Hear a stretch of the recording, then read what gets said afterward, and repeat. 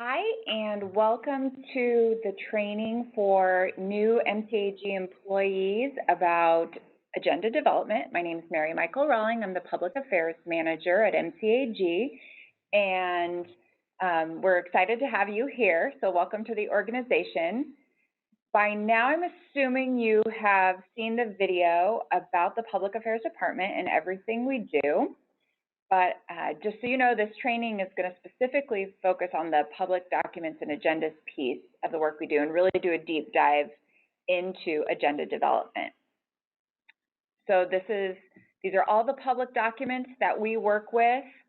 This subset right here is all the work that we do around posting and distribution of agendas. But for the sake of this training today, I'm going to focus on the three primary boards and committees and the agendas we develop for them on a monthly basis. So if you haven't figured it out already, depending on how long you've been here, you'll learn pretty quickly that these three committees are, there's always a deadline due for one of these. And our agendas are set up in such a way where our monthly kind of grouping of items that we take to the board is a progression that starts with the Citizens Advisory Committee, then goes to the Technical Review Board, and then the Governing Board. As you probably learned in Stacy's presentation earlier, our Governing Board for MCAG also functions as the Board of Directors or Governing Board for the Transit Joint Powers Authority, TJPA, or the BUS, and our Regional Waste Authority. So, but the interesting part is the Citizens Advisory Committee, which is the group of citizens within Merced County that are volunteers and are appointed by the board. Take a look at the items for that month that have to do with both MCAG and TJPA, but do not function as the advisory committee for regional waste. So every month, our first kind of round of deadlines for the agenda for the CAC is for mostly MCAG and TJPA items only. Then the Technical Review Board, which meets the second Wednesday of every month, looks at all of those items. They get the CAC recommendations, but they also see the RWA items that are going to go to the board that month and review and discuss those. Now, the Technical Review Board is made up of all of the city managers of the 6 cities within Merced County, as well as the CEO of the county. Then finally, once items progress through the CAC and the TRB, it goes to the Governing Board for consideration and action, and the Governing Board meets on the 3rd Thursday of every month. So you can see there's kind of a sequence by which agenda items kind of go through the process. So when you have an agenda item that is going to go to the board in a certain month, you always have to back that up a couple of weeks because you may need to start either at the CAC or the TRB, depending on what department you're in or what the item is. So, and we'll talk about that in a minute, but just kind of wanted to run through, in general, the sequence of who and when those items will go to on a monthly basis. So let's say that you as a staff member are called upon to put together a staff report for a certain item to go before the board. There's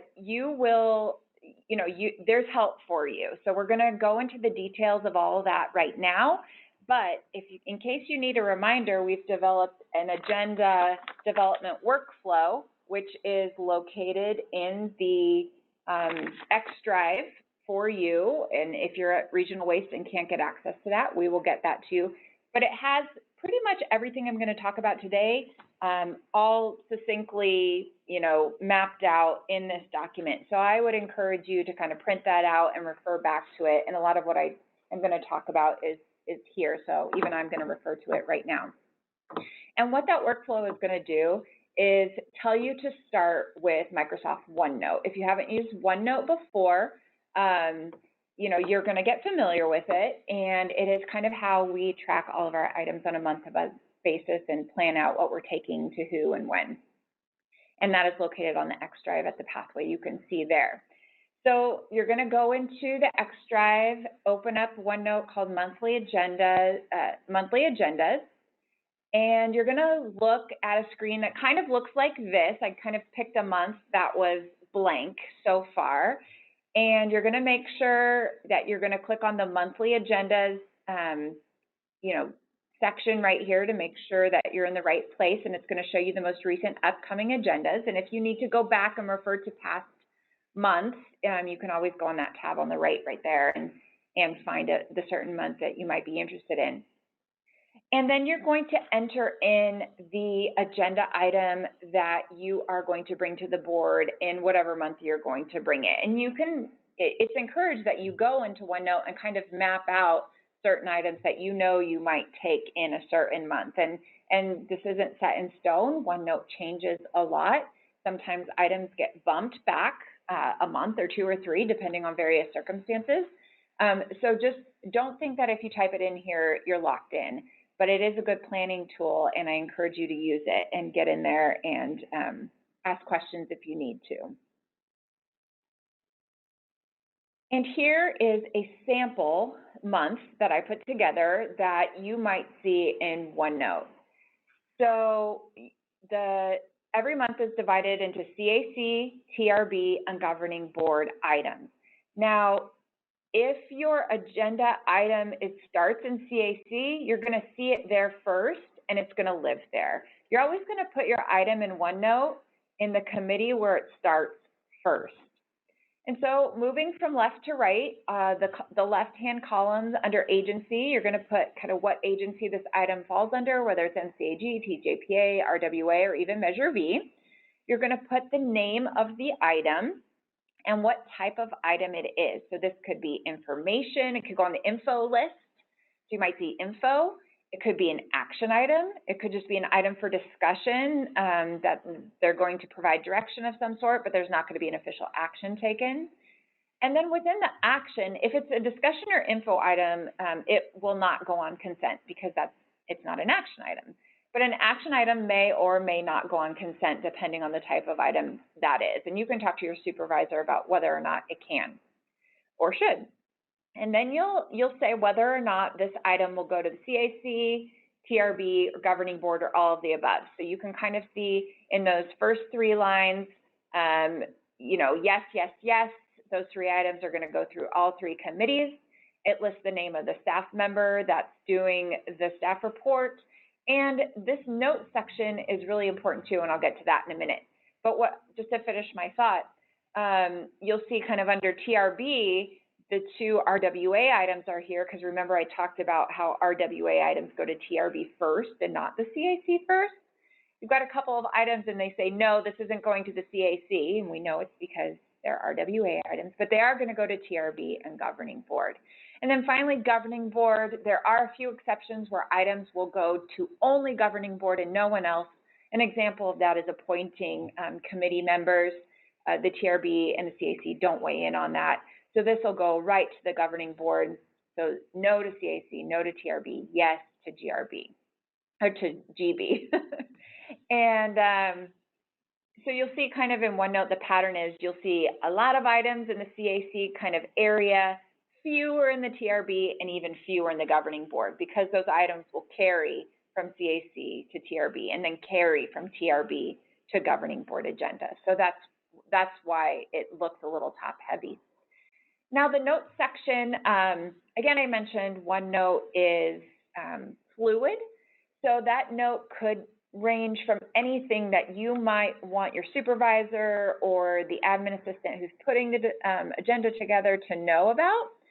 So you'll see here in the manager's report, we want to include the Measure V project updates and put this item on the info list for TRB and governing board, but you'll see it's in discussion for CAC. So it's under discussion for CAC, but the note is when it gets to the TRB and governing board agendas, put this item on the info list instead. This is that TJPA item. The note section says this item is, we hope to take this month, obviously, but that negotiations are pending, so we may need to move it to the next month depending on what happens there. Further down, this first RWA item here says in the notes it's going to include a spreadsheet as an attachment. Great. This contract for regional waste says this item is also tentative for this month. They're waiting for final bids to come in. So depending on timing of that, they may or may not have the report done for this month. And then the final column there is just that can change, whether this item in the folder is, is complete and in the folder. So you see some yes, some no. And by the end of the cycle, those should all be converted to yeses, or the item needs to be moved. All right. So now we're going to talk about writing your staff report. And there's some really, really key things to remember here. The first, if you couldn't figure it out already, is to plan ahead. As I already mentioned, these deadlines are monthly, they're cyclical, and they, even though we know they're coming, they always seem to sneak up on folks. So plan ahead, and I can't stress that enough. So be thinking about the agenda items you might need to do in a few months, work with your supervisor on those deadlines and everything you need to do to make sure that when that staff report goes in, you've got everything you need on your end for a successful process. And remember, the template folder is your friend. When you're writing a staff report, don't start from an old one. A lot of the items that we bring may come to the board every quarter, every year, every couple of years, and there's a really big temptation to go back and just update an old staff report. Please do not do that. The template for the staff report, which is in the templates folder, is often tweaked and changed per direction of the executive director or the board, so that you may be leaving things out or formatting things differently than how we might want to see them moving forward. So even though it was done a certain way in the past, even if it was the recent past, it might not be the same now. So please, please, please always start from a new template. And then again, follow the instructions on the template. This seems like a really simple direction, but it is sometimes a struggle for people to really understand everything that needs to be in those staff reports. And I'll go over those in detail in a second. But in general, please don't move sections in the template. Don't move them around in different orders. They need to stay in that order, and do not remove sections entirely. I think a lot of people sometimes do that because maybe they're not quite understanding what should be in those sections, and they're not asking for clarification. And the biggest area I see this problem in is people not understanding the difference between the background section and what we call either the discussion or the update section or the next steps section, and we'll talk about that right now. Let's going to bring up a template of the staff report, and for the sake of the training, I'm going to use the template for the MCAG staff report, but there is also a template for both RWA and TJPA and YARTS staff reports in the templates folder. But they're pretty much all the same, they just have different headers. All right, so we're going to go through in detail now everything that should be in your staff report. So to start, you're going to put the date that you're writing the staff report. It doesn't have to be the date of the meeting itself. The committee or board name of the first committee it's going to. So if it's going to CAC first, you put Citizens Advisory Committee, and then you don't need to worry about updating this when it goes through the progression of meetings to like TRB and governing board. Our administrative assistant will take care of that. You'll put your name and your title, and then you're going to put, is this similar to what is in OneNote? What type of item is it? Is it an action item, an information item, a presentation, a discussion item? And then your subject should match the title on OneNote. All right, let's get into the meat of this. The first section is the summary section. And I sometimes encourage people to actually do the summary section last. And that's because once you're finished with everything else, you'll know the key pieces you'll need to bring here. And just very, very succinctly, it says in one brief paragraph, brief, so 3 to 4, maybe 5 sentences. You're going to explain what is being asked for and why you're asking for it. And if there's a cost involved or some sort of financial implication, you're going to list the dollar amount along with where that money will come from. Is it a certain line item? Is it a certain funding source? And then you're going to say what that is. Because we want any board member to, at a glance, be able to know exactly those key points without having to read the entire staff report. I mean, we hope they do, but if they don't, they should be able to read the summary and know everything that there is in that staff report. But the key is being succinct, 3 to 5 sentences. Requested action. Again, this should be very, very short about what that specific action is. And this is what is going to be on the agenda pages. So this isn't long.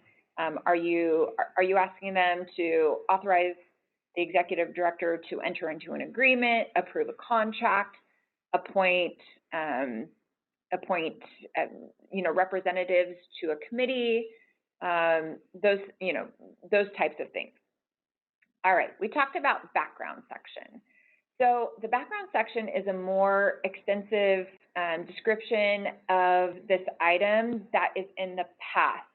So it might be the description of a funding source, of past actions the agency has taken, the board has taken. And if this is an RFP or some sort of award of bid or proposal, you're going to include this evaluation matrix that's going to outline your criteria, the points that were eligible, and then the vendor name, their price, and score. Not everything is this type of action item, and if your staff report does not have to do with these, you would take out these tables that are for the RFP, but you would still need to put together a paragraph 2, 3, 4, 5, depends on the item, about the background. Everything leading up to what you are talking to them today at that moment about what action you want them to take, or if this is an ongoing sequence of things that you've come to them about, what's happened that is new since the last time you were with them. And then you're going to kind of summarize all those past actions, if there are any, that the board has taken, in just one line, date, and what was approved. What action was taken. On this date, March 1st, 2015, the governing board set this policy. 5 years later on this date, they made this amendment. And if there's none, if they've never taken action on an item like this before, you would write none. This isn't a paragraph form. It is a literal, line by line, date, action taken, date, action taken. So you've got the broad background and description and all that qualitative information there. You summarize any actions that were taken within that by the board, not by staff, but by the board. And then this next section, what we call either updates or next steps or discussion, you can choose what's the best fit depending on what the item is. This is the meat of your staff report.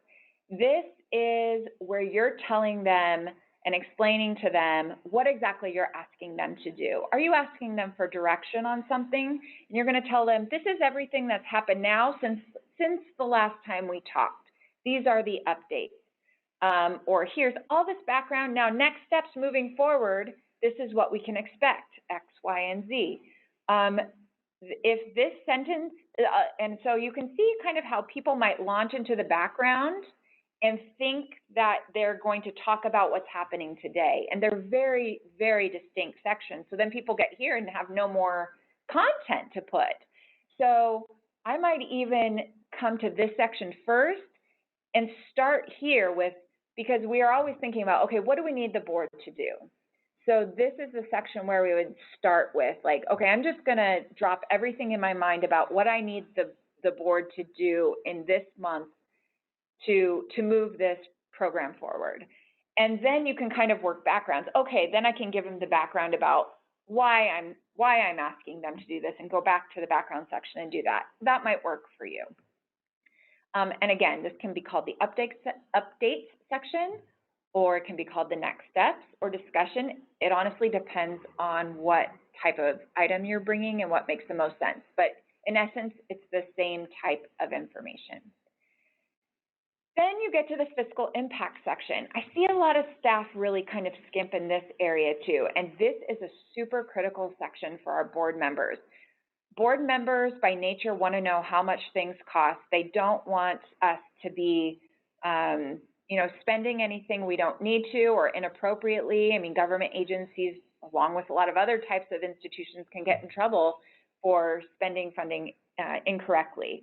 So we want to tell them, what are the fiscal considerations? Was this dollar amount, is there a dollar amount affixed to whatever it is you're talking about? If so, what is that dollar amount? Are you requesting it? Are you looking to go after it? What type of funding is it? Is it a grant? Does it come from a certain pot of funding, that's transit related? Or, is it member dues? Is it funding for Measure V that you're talking about? And if this is an item that doesn't have, it's possible it has no fiscal impact. Like if they're nominating a member of the public to sit on a committee, there's no fiscal impact associated with it. It's not going to cost us anything, not going to cost them anything to take that action. So we would write none there. But a lot of times, even though there may not be a direct, exact dollar figure associated with something, that doesn't mean there's not a fiscal impact. Think broadly about fiscal impact and what that means. There could be indirect consequences for how much something might cost by virtue of taking the action that you're asking them to take. So I would encourage you to really think broadly about any impact that might occur as a result of what they're doing. Finally, the requested action, you might think, hey, didn't we already do this? The answer is yes. It is exactly the same as the requested action at the beginning of the staff report. You're going to simply copy and paste. The idea is we want it at the top, and we want to remind them again at the bottom after they've read all the information what it is we're asking them to do. Finally, you're going to put your staff contact information. For further information, please contact, name, title, email, phone number. Give them all the information, and if there are any attachments to the staff report, just list them here, and then you would add them in the folder as well. So that is, like I said, everything in there is in this workflow as well. All of these all this information and instructions, in addition to the various pathways for where you would put the item when you're done. So I would, again, encourage you to look at that workflow. I will go back here to my presentation. All right, there we go. All right, so we reviewed the staff report template. Okay, so after your staff report is complete, so you've written it all, you've followed the template, you're done. You think you're done, I should say. The next thing you should do is proof it. This should be a final product, and please don't depend on other people to edit it, although we will review it, and it will go to the executive director for final review before it goes into the agenda. And you will place your staff report in the folder on the X drive that corresponds to the meeting that it will go to first. Again, I mentioned the pathways are on the workflow. What you should not do is you should not ever email your final staff report to really anyone and say, okay, here it is, whether that's to the executive director or the admin assistant. There's all sorts of versions of documents going around. It would be awful if the wrong version got put in the agenda by mistake. So we always want to be working off one file, and so please just drop that in the X drive where it belongs. And if you have questions, ask. Again, plan ahead. Super important that you meet the deadline that's in your calendar for the meeting agenda. The review process is lengthy. You're thinking, why in the heck do I have to submit my agenda items so far in advance of the actual meeting? And that's because there's a couple layers of review before it's compiled, before there's a final review, and then it has to be posted in accordance with the Brown Act, which means at least 72 hours before the meeting. But we like to get our items out about a week before the meeting because our packets are lengthy. sometimes they have to go into the mail to board members and they need the time to review it. So you might think, oh, they're just saying that, I don't really need to get it in by that deadline, but really you do. Submitting late reports really impacts the schedules of others. It could jeopardize your staff report, both in the quality of the information we're getting in there, and in some cases, it might even jeopardize your ability to get it on the agenda for action that month. And in some cases, that's really crucial. So please, please, please get your items in on time. And so just to wrap up, if you have any questions about content formatting or finding data for your staff reports, please ask someone. So the final product of your staff report is going to be in our Agenda Center. It's going to get posted to our website in the Agenda Center. And so you'll see all of our agendas here, and I will just pull up the governing board, one example of a governing board agenda. So you'll see this is kind of what the final product looks like. Got your agenda pages here. So you have all the informational items. You have your consent calendar items for all the different agencies. You have your action items, which are taken one at a time. You have discussion items. And then you go into the TJPA action items, regional waste action items, and then some other reports at the very end. So that is what the final product looks like. And if you have any questions about putting together your staff report, something else that might have to do with agenda development in general, please don't hesitate to ask your supervisor or myself. I'm available either in person, by phone, by email, happy to talk to you. So thanks for your attention. We are happy you're here, and I look forward to working with you. Take care.